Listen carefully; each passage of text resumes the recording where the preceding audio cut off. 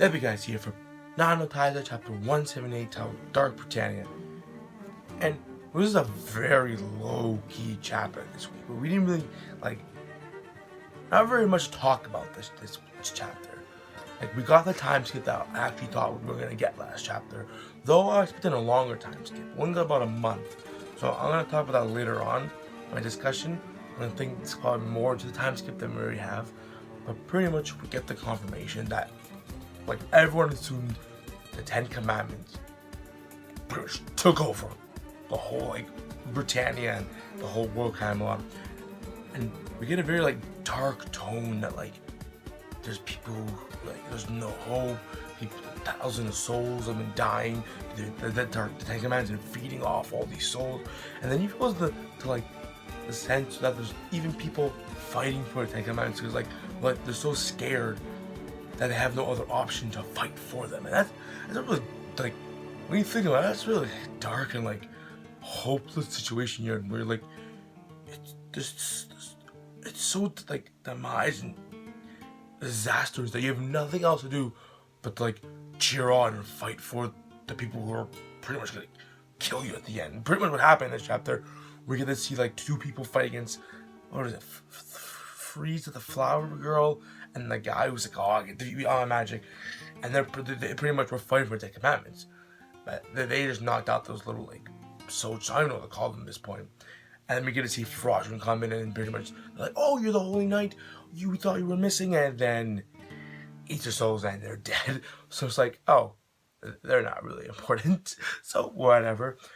But we did get to see the fake. I'm pretty sure those are the fake 7 deadly sins. So we get the mini arc in the beginning of the manga, beginning of the series, which we didn't get to see in the anime because that was never shown, never adapted.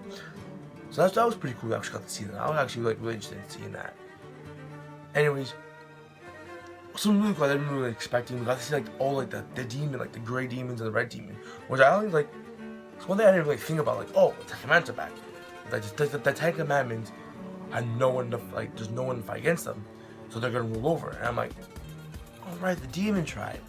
I didn't think about the gray demons, the red demons, pretty much caused coming back. So I guess the Ten Commandments have some sort of source to bring back all these demons. I assume so. I don't know how that happened because I don't think they would open. Is there even a demon world in Taizai? I'm not sure if there's a demon world Taizai. Well then, where's Demon King? I think there's gotta be a demon. There probably is a demon world, but that would be pretty cool. That would be pretty cool if they'd open a mini gate to bring back lower class demons. But anyways, so the main point I want to talk about, we get to see the return of King Arthur, and then we get to see the swordsman Nanashi. And for those who don't remember, in chapter 163, yeah, 163, when all those teams were paired up for that tournament, Nanashi and Arthur were actually paired up. So it's actually pretty cool that we get expanded on their relationship. I guess they were able to become good friends when they were teamed up. They talked, I guess, and I don't know, that's pretty cool. And Nanashi looks really sick. You don't remember he's a foreign swordsman who just got nothing about him. There's literally nothing on Nanashi. So I'm really interested to see more between Arthur and Nanashi. And I don't really think they're gonna do much against the demons, the Ten Commandments. It's just I don't think King Arthur's really that strong to defeat one of the Ten Commandments. I wouldn't be surprised if next chapter we get one of the demons showing up at the end and pretty much almost kills King Arthur. Maybe we get the return of Merlin or something. That would be really cool next chapter. But anyways, we want to talk about the time skip thing. Is I definitely think we're gonna get a larger time skip. I think right now we got a small one to get that gap, get that gap in between the Ten Commandments, slowly rebuilding and bringing all the demons out.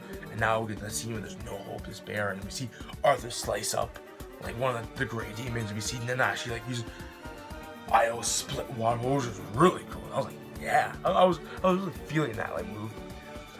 But yeah, I think we're gonna probably maybe 2 or 3 chapters. We're gonna go into the sins and see their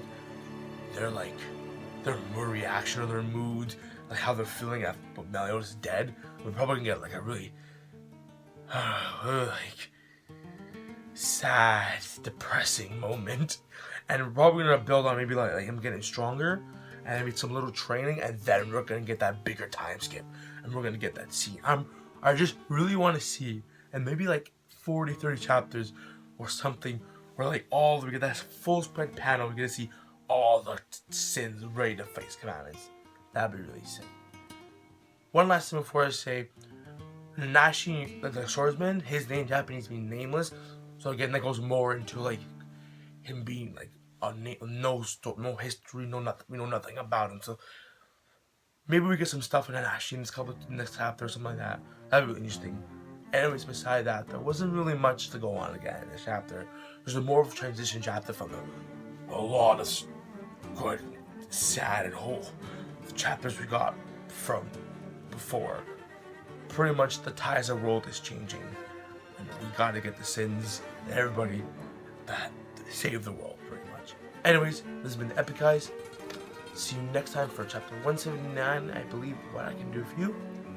Signing out.